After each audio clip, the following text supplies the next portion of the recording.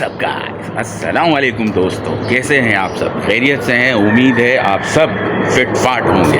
तो आज का व्लॉग स्टार्ट करते हैं। सारी दिन की रूटीन और हमारे बेहतरीन से एक्साइटमेंट से सेगमेंट्स, तो जुड़े रहिएगा हमारे साथ। आज बहुत कुछ होने वाला है। अभी हम जा रहे हैं स्कूल। अरे प्रिंसी स्कूल जा रही है जी।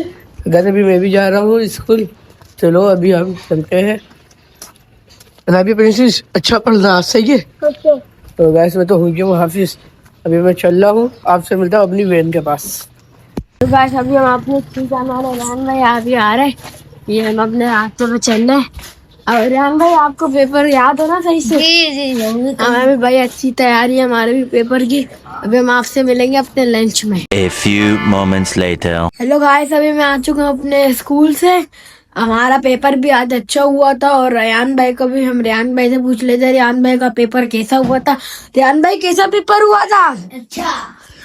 और अब कौन सा पेपर है? आखिरी। भाई अब रेहान भाई का तो आखिरी पेपर है, लेकिन हमारा भी आखिरी नहीं है। हमारे से बाद भी एक और पेपर है।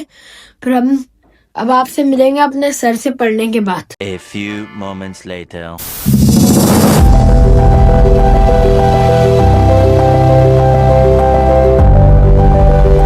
प्यारे बच्चों, आज की अच्छी बात, इंसान गलती करता है, गलती मान लेना हिम्मत है। ये हिम्मत इंसान को बड़ा बनाती है। क्या बात है सर, क्या बात है सर, क्या बात, ये बात है। दोस्तों अब किचन का सीन ऑन करते हैं। और आज हमने प्लान किया है कि चिकन निहारी बनानी है हमने। तो मज़ेदार सी चिकन निहारी आज किचन में बन रही है। तो आपसे शेयर करते हैं हम कि आज हमारी किचन में चिकन निहारी किस तरीके से बन रही है। तो यहाँ पे देखें, हमने अपनी चिकन ले ली है वीआईपी तरीके से। और पतीली अपनी हमने यहाँ पे चढ़ा दी है। तो ऑयल गर्म हो गया है और इसके अंदर हमने अदरक लहसुन का पेस्ट शामिल कर दिया है।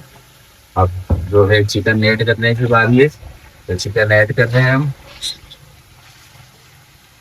अब चिकन हमने इसमें ऐड करके भूननी है। अब अगले स्टेप में आपको दिखाते हैं इसका। तो गाइस देखें, हमारी चिकन भून चुकी है अच्छे से।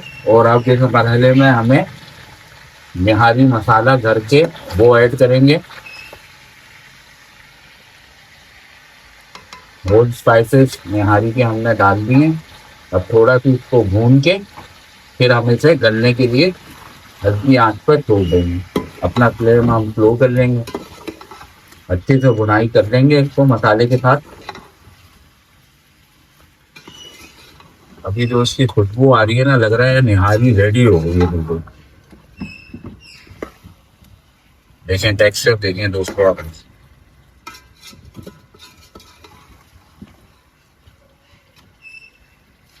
हमें तो बस घर के ही मसाले से बेहतरीन लगती है भाई। घर की ही निहारी, क्या जावेद क्या निहारी। घर की निहारी की बात है, उसकी बात ही अलग है। बच्चे भी हमारे बहुत पसंद करते हैं। तो दोस्तों ये देखें, हमने इसमें थोड़ा सी वाटर पानी ऐड करके हल्की आंच पे अपनी चिकन को गलने के लिए छोड़ दिया है। अब स्लो फ्लेम पे ये अपना चिकन टेंडर हो जाएगी। तो नेक्स्ट स्टेप हम आपको बताते हैं। जब तक हमारी चिकन टेंडर हो रही है, हम इसको कवर्ड करके छोड़ देते हैं अगले 15 मिनट के लिए। तो दोस्तों ये देखें, अब हम जो है अपनी निहारी की ग्रेवी तैयार कर रहे हैं। चिकन हमारा जो है रेडी हो चुका है। ये हमने डिश आउट कर लिया अलग से, क्योंकि ये टेंडर हो चुका है बिल्कुल।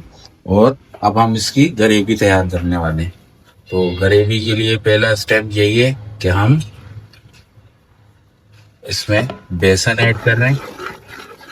साथ साथ हिलाते रहेंगे ताकि इसकी गठलियाँ ना बने। अच्छे से शेक करना है ताकि ठीक ग्रेवी तैयार हो जाए इसकी।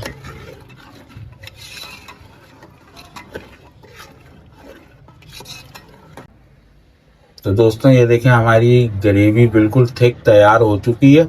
अब जो है हम चिकन अपना ऐड कर लेंगे इसके अंदर।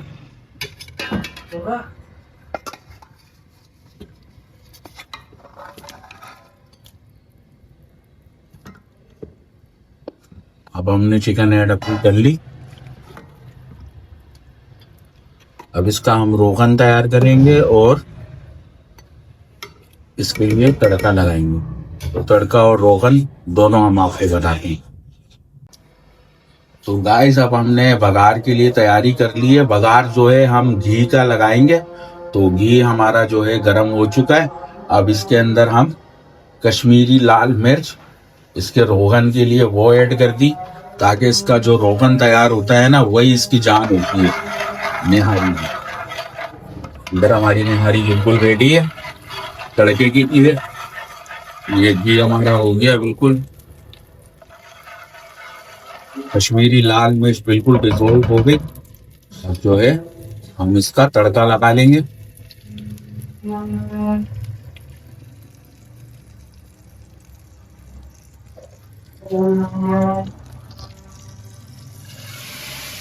तो ये हमारा निहारी पे तड़का लग चुका है। देखिए माशाल्लाह रोगन ऊपर अपना कैसा रंग जमा रहा है। अब इसकी गार्निशिंग के लिए हम चीज़ें रेडी कर लेंगे। नींबू, अदरक, हरी मिर्च, पुदीना, जो इसके लवाजमात होते हैं निहारी के। फिर आपको किचन दस्तरखान में बच्चों के साथ इसका रिव्यू देंगे।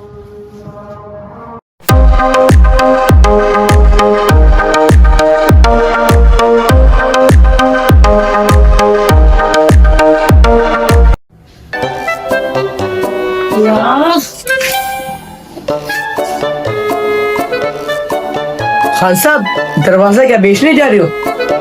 नहीं माड़ा, दरवाजे का लॉक खराब हो गया, वो सही करवाने जा रहा हूँ। चोर अगर घर में घुस गया तो? रुको जरा, सब्र करो। जाओ माड़ा, अंदर कैसे घुसेगा? दरवाजा तो हमारे साथ है।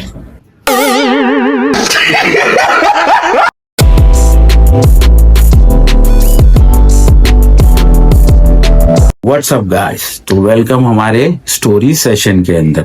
तो बच्चों आज की स्टोरी के लिए रेडी हो? तो आज की स्टोरी कहानी का नाम है बेरूपिया कौवा। बेरूपिया किसको बोलते हैं? जो किसी की नकल उतारे उसे हम बेरूपिया बोलते हैं। तो बेरूपिया कौवा। एक दफा का जिक्र है कि एक आम का बाग था। उस आम के बाग के अंदर कौवों का एक बहुत बड़ा झुंड रहता था। झुंड का मतलब समझते हो ना, बहुत सारे कौवे। तो उस बाग के अंदर बहुत सारे कौवे रहते थे। कहानी ऐसी है कि भाई वो कौवे रोज अपना उस बाग से निकल के अपनी खाना पीना तलाश करते थे, जगह जगह घूमते थे और फिर शाम को जो है उसी बाग के अंदर आके जमा होते थे, क्योंकि उन सब कौवों का घर उसी बाग के अंदर था। बाग के अंदर बहुत सारे आम के दरख्त थे। तो एक कौवा और उसकी बेगम एक आम के दरख्त में रहते थे। उनकी सब जितने भी उस बाग में कौवे थे, सबसे अच्छी बातचीत थी। सब उन्हीं के दरख्त पे आके रोज मिलते थे, जुलते थे। कुछ दिन ऐसा हुआ कि वो जो कौवा होता है, वो कौवा बोलता है कि यार मैं बहुत थक गया हूँ। सारे कौवों को बोलता है, मैं बहुत थक गया हूँ रूटीन का काम कर करके, अपना कुछ दिन के लिए मैं छुट्टी करना चाहता हूँ। छुट्टी करके मैं कुछ दिन के लिए अपने इस बाग से बाहर निकल के जाऊंगा, बाहर की दुनिया देखूंगा क्या कुछ है बाहर की दुनिया के अंदर। तो मुझे कुछ दिन की छुट्टी चाहिए ताकि मैं जो है बाहर घूम फिर के और नई दुनिया देख कर आऊं, क्योंकि मैं इस बाग से कभी बाहर निकला ही नहीं। तो बाकी सारे कौवे बोलते हैं ठीक है भाई, हमें आपकी छुट्टी मंजूर है और आप जो है जाके अपनी छुट्टी एंजॉय करो। तो जिस दिन उसको छुट्टी पे जाना होता है तो उसकी जो बेगम होती है, उसकी बेगम उसको आम का हलवा बना के देती है। एक कौवा आता है, वो उसे लकड़ियां छोटी छोटी लेके देता है कि भाई हो सकता है तुम्हें कहीं रात में अपने किसी दरख्त पे घर बनाना पड़ जाए तो ये लकड़ियां तुम्हारे काम आएंगी। एक कौवा आता है, वो उसे देवदार दरख्त का गोंद निकाल के देता है कि भाई घर बनाने में तुम्हारे ये गोंद जो है वो काम आएगी, जिससे लकड़ियां चिपकती हैं, ये भी रख लो आप। तो वो सब चीजें जितना सामान होता है वो अपने बैग में डालता है और सबको अल्लाह हाफिज बोल के उस बाग से रवाना हो जाता है अपनी छुट्टियों पर। बिल आखिर वो कौवा उड़ उड़ के कभी किसी पानी के ऊपर से, किसी शहर के ऊपर से, किसी गांव के ऊपर से, किसी पहाड़ के ऊपर से, हर जितने भी मंजर हैं उनको खूब एंजॉय करते करते करते वो एक बहुत बड़ी वादी में पहुंचता है। वहां पर जब वो नीचे पहुंचता है, उसे प्यास लग रही होती है, वो पानी पीने लगता है एक दरिया से। तो इतने में मौसम इंतहाई खराब हो जाता है। तो बारिश होना शुरू हो जाती है। अब कौवा बोलता है कि भाई यार मेरे को तो लाजमी कहीं ना कहीं पनाह लेनी पड़ेगी, नहीं तो ये खतरनाक बारिश है और ये बारिश जो है मेरे परवर सब गीला कर देगी, मैं मजीद उड़ नहीं सकता। तो वो एक दरख्त ढूंढता है और उस दरख्त पे रात गुजारने का फैसला कर लेता है। अभी वो दरख्त पे बैठा ही होता है कि देखता है जंगल के अंदर उसे 3-4 खूबसूरत मोर, तो आप लोगों को पता है खूबसूरत होते हैं मोर, जानते हो ना आप लोग, तो खूबसूरत से मोर जो है उस जंगल के अंदर डांस कर रहे होते हैं। क्योंकि मोर जब नाचता है तो वो अपने सारे पंख फैला लेता है, सारे पर इतने खूबसूरत पर होते हैं। तो कौवा उन मोरों को देख के, क्योंकि वो अपनी जिंदगी में पहली दफा मोर को देख रहा होता है, तो वो देखता है इतने खूबसूरत पर वाली परिंदे, वो अपने आप को देख के ना बड़ा ही शर्मिंदगा और बिल्कुल गिल्टी फील करता है कि यार मैं कैसा काला पीला सा हूं, मेरे पर भी, और ये मोर कितने खूबसूरत हैं, कितने दिलकश हैं। वो पूरी रात जो है ना उन्हीं मोरों को देख के उनकी खूबसूरती पे रश करता रहता है कि यार कितनी खूबसूरत है ये, काश मैं भी मोर बनता। तो उसके दिल में अब यही आरजू आ जाती है कि यार बस मैं भी किसी तरीके से मोर बन जाऊं।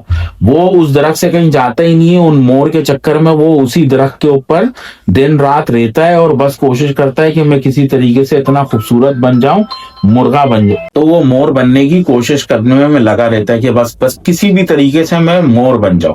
अब वो क्या करता है, जब मोर वहां पर आते हैं और वो नाचते गाते हैं, खेलते कूदते हैं, तो उनके कभी ना कभी हर मोर में से एक पर गिर जाता है, कभी किसी का 2 पर गिर जाते हैं। तो कौवा खामोशी से जाके उनके वो पर जमा करना शुरू कर देता है। कुछ ही दिन के अंदर उसके पास ढेर सारे मोर के पर जमा हो जाते हैं। फिर वो क्या करता है, उन सारे परों को लेके दरख्त पे जाता है और अपने दोस्त की दी हुई वो देवदार की गोंद, उससे वो एक एक पर अपने दुम में सब जोड़ देता है, बिल्कुल अपनी दुम में मोरों की तरह वो पर चिपका देता है। अब वो क्या करता है, वो ये समझता है कि बस अब मैं मोर बन गया। वो अपनी लंबी सी पूंछ को जिसमें उसने पर लगा दिए हैं उसको देखता है और बहुत खुश हो जाता है और बोलता है कि अब वक्त आ गया है कि मैं अपने घर की तरफ चलूं, क्योंकि मेरी छुट्टियां पूरी हो गई हैं। भाई वो उड़ते हुए, फ्लाई करते हुए दोबारा अपने लोगों के अंदर, यानी अपने दोस्तों के अंदर, उसी आम के बाग के अंदर वो वापस आ जाता है। जब वो वापस आता है तो उसकी बीवी बहुत खुश होती है। वो बोलती है कि अच्छा हुआ तुम वापस आ गए, और मैं तुम्हें बहुत याद कर रही थी, तुम्हारे दोस्तों ने भी तुम्हें बहुत याद किया, और मैंने आज तुम्हारे लिए बहुत अच्छा खाना बनाया है। तो कौवा ये बोलता है कि ओ भाई पागल नहीं बनो, मैं देख नहीं रही कि अब मैं मोर बन गया हूं, अब मैं वो बदसूरत कौवा नहीं हूं।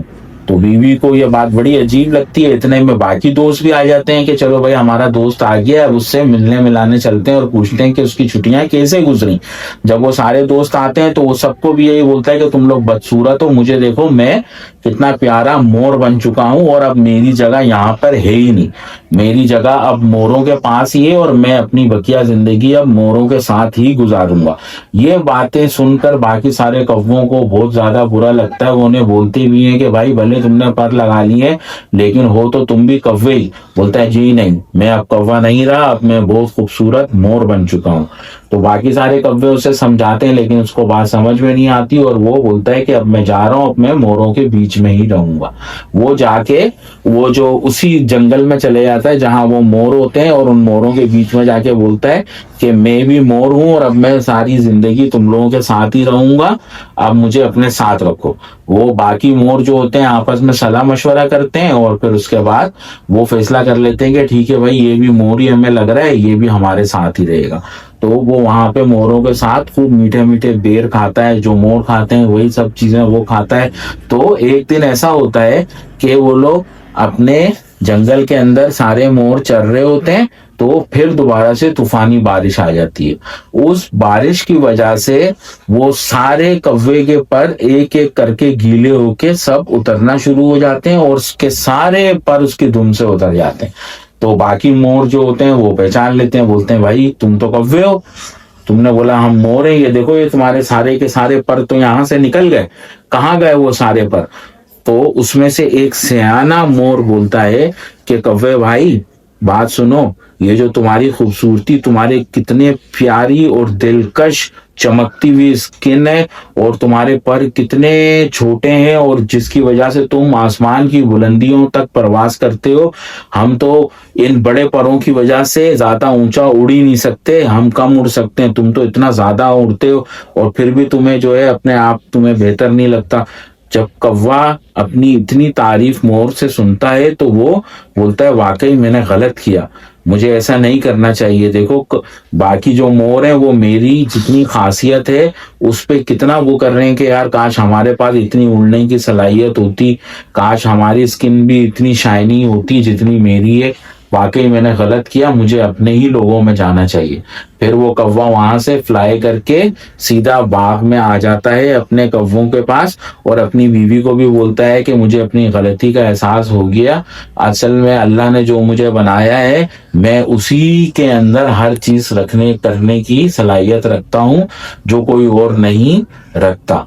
तो बीवी खुश हो जाती है, उसे माफ कर देती है। बाकी कौवे भी आ जाते हैं, वो उनसे भी एक्सक्यूज करता है, माफी मांगता है अपने रवैये, जितना भी जो उसने गुस्सा किया था उस रवैये पे उनसे शर्मिंदा होता है कि वाकई मैं गलती पे था, मुझे ऐसा सब कुछ नहीं करना चाहिए। फिर उसके बाद सारे कौवे जो हैं उससे हंसी खुशी दोबारा दोस्ती कर लेते हैं और बोलते हैं कि तुम ही हमारे ग्रुप का हिस्सा हो, अब तुम ही हमारे साथ रहोगे, हमारी कम्युनिटी ऐसे ही है। तो बिल्कुल बच्चों, आपको समझना चाहिए कि हम जो हैं वो हैं, अल्लाह ने जैसा हमें बनाया है सबसे अफजल बनाया है। हर इंसान के अंदर कोई ना कोई खासियत होती है, वो हर बंदा अल्लाह ताला ने एक खास खासियत के साथ पैदा किया है। तो बात आप लोगों को समझ में आई, तो आप मुझे यकीन है कि आप लोगों को आज का लेसन भी मिल गया होगा। तो आज की स्टोरी से आप लोगों को क्या लेसन मिला? तो लेसन आज का हमारी स्टोरी का सुनाएंगे रयान भाई, शयान भाई, आयान भाई आप सुनाए। हमें स्टोरी से ये सबक मिला है, हम जो है वो है, हमें इस पे फख्र करना चाहिए। क्लैपिंग। तो देखा दोस्तों, आज की स्टोरी से हमें कितना जबरदस्त लेसन मिला है कि वाकई जो हम हैं वही हैं, इसी पे हमें फख्र करना चाहिए। हर इंसान को अल्लाह ताला ने एक खास खासियत के साथ पैदा किया है, बस हमें वो उजागर करने की जरूरत है। तो ये स्टोरी लाजमी अपने बच्चों को दिखाइएगा, सुनाइएगा, ताकि वो मोटिवेट हो सकें। तो उम्मीद है आप हमारे साथ जुड़े रहेंगे और सपोर्ट करेंगे। A few moments later. चलो बच्चों, दस्तरखान लग गया आप लोगों का? जी। क्या खाना खा रहे हो आज आप लोग? निहारी और कलेजी का सालन। Very good. चलो बिस्मिल्लाह करो बेटा सब। कैसा रेहान भाई? रेहान भाई, अनाबिया, शयान भाई, चले बच्चे अपना खाना खा रहे हैं। सुबह स्कूल जाना है, लेट हो गए हैं काफी, आज थक भी गए हैं बहुत। हमारी हालत से अंदाजा हो रहा होगा आपको, आज काफी काम करना पड़ा है हमें। तो फिजिकल एक्टिविटी ज्यादा होती है तो इंसान बहुत ज्यादा टायर्ड हो जाता है। तो बस इस उम्मीद के साथ कि आप लोग अपना सपोर्ट हमारे साथ जारी रखेंगे। तो हमारे चैनल को लाइक करें, शेयर करें, कमेंट करें, और सबसे बढ़कर ये कि हमारे चैनल को खत्म, bye bye, tata, goodbye, गया।